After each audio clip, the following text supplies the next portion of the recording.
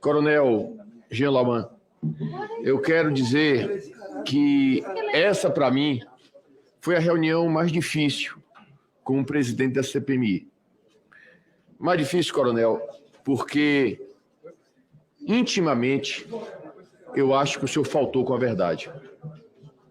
Intimamente foi o sentimento que eu tive. Entretanto, eu sou um legalista. Uma coisa é você dizer que alguém falta com a verdade se você, por exemplo, diz que não esteve na Praça dos Três Poderes no dia 8 e aparece uma filmagem objetiva mostrando o senhor na Praça do dia 8. Certamente o senhor, eu teria uma prova material para comprovar que se tratava de uma mentira. Outra coisa, entretanto, é quando o senhor interpreta aquilo que o senhor escreveu. E o senhor traz uma interpretação que, por mais desconexa que possa parecer, eu não posso, de maneira material, afirmar que o senhor está mentindo. Eu fiquei tão incomodado com isso, porque a apreciação de provas requer um treinamento que eu, que sou advogado, sou mestre em direito econômico, não tive. Fiz questão de me levantar dessa cadeira e chamar o único que teve esse tipo de treinamento aqui na comissão, o ex-juiz e hoje senador Sérgio Moro. E ele revelou uma interpretação igual à minha, a de que, de fato, o senhor estava, naquele momento, respondendo para não se incriminar e que eu não poderia interpretar aquilo apenas por uma suposição em relação àquilo que o senhor estava dizendo. Eu sou um legalista e me orgulho muito disso. Na dúvida, eu acho que deve prevalecer a inocência das pessoas. Entretanto, eu não posso deixar de dizer que eu olho com imensa tristeza o que aconteceu no Brasil, desde a eleição até o dia 8 de janeiro e até o que veio depois. Porque o senhor está aqui diante de um homem que admira profundamente o Exército Brasileiro. Eu sou um admirador do Exército Brasileiro. Eu não me conformo com as narrativas tão pejorativas ao Exército que sempre estão atribuídos ao que aconteceu entre o golpe de 64 até a redemocratização do nosso país. O nosso Exército foi muito achincalhado, foi condenado por esses 21 anos como se o Exército fosse uma instituição que torturou, que quebrou o país com um plano econômico, sem dúvida, apocalíptico, e que todo aquele processo de redemocratização colocava o Brasil bom de um lado e o Exército, as Forças Armadas, do outro lado. A história do Exército não é essa. O Exército Brasileiro foi fundamental na fundação do nosso país. Lá na minha Bahia, no 2 de julho, nós comemoramos aquilo que é a gênese do Exército Brasileiro, quando pela primeira vez o povo brasileiro, o branco, o negro, o índio, se uniram para botar os portugueses para fora das nossas fronteiras.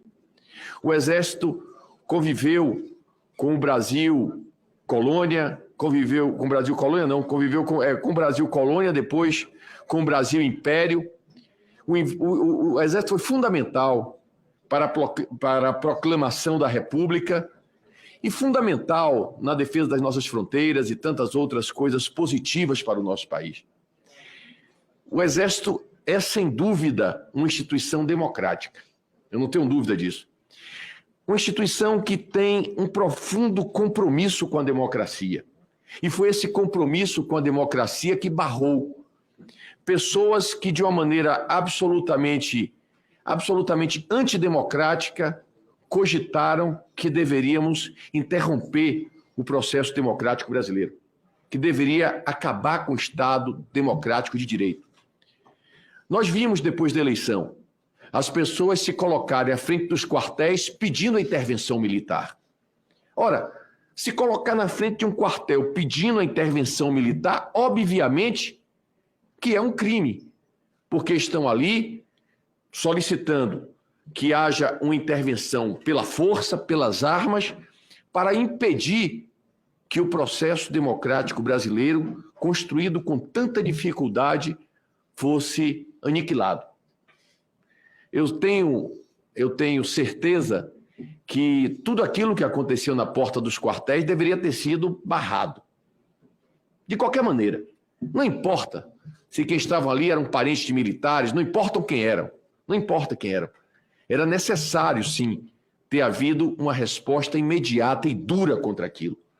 Agora, obviamente que as pessoas se colocaram na frente dos quartéis, obviamente aquele outro que esteve aqui que colocou uma bomba nas imediações do aeroporto de Brasília, obviamente que essas pessoas que têm um comportamento golpista, um comportamento antidemocrático, e aí, meu caro deputado André Fernandes, eu falo golpista porque eu não tenho dúvida de que aqueles que estavam na porta dos quartéis pregando contra a posse de um presidente que eu não votei, mas que ganhou a eleição, são golpistas. Não tenho dúvida disso.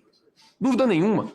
Não quero dizer que com isso houve um golpe de Estado, porque uma coisa é a intenção individual de A, de B, de C, outra coisa é um golpe de Estado, que é algo muito mais organizado. Mas não tenho dúvida que os militares que assumiram essa postura de querer impedir a posse de um presidente democraticamente eleito, aqueles que pregaram na porta dos quartéis uma intervenção dos militares saindo da sua função constitucional de defender a democracia para tomar, através das armas, o controle da nação, sem dúvida, essas pessoas cometeram um crime e precisam ser punidas. Eu não tenho dúvida disso. Portanto, eu quero dizer, meu caro coronel, que realmente eu tive hoje um dia muito difícil, porque o tempo inteiro eu entendi que o senhor estava faltando com a verdade, mas fiz de tudo para manter o meu lado legalista, de não poder interpretar de acordo com o meu sentimento e não com uma prova material para comprovar que o senhor estava faltando com a verdade.